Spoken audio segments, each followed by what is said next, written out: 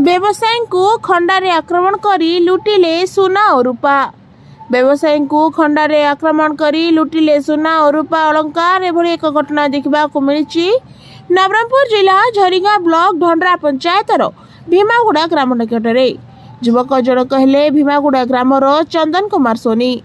चंदन का प्रकृत घर होउछि बिहार राज्यर मोतुहारी जिला हारज ग्राम रे। चंदन गत 5 मास हेब भीमागुड़ा ठारे घर भड़ा कर रहउछंती। चंदन ढड्रा ठारे एक सुना अलंकार दुकान करिसंती। मिलिथिबा सूचना अनुसार प्रतिदिन भली चंदन दुकान बंद करी निज 5 वर्षर पुओ पीयूष दुकान रो सुना और रूपा भर्ती बैग धरी घर को फेरुथिले। एही समय रे भीमागुड़ा ग्राम निकट में 4 जन दुर्बृत्त चंदन को खंडा साहाय्य आक्रमण करथिले। घटनास्थल दुर्बृत्त माने सुना और रूपा अलंकार भर्ती बैग लुटि नहीं चले जाइथिले।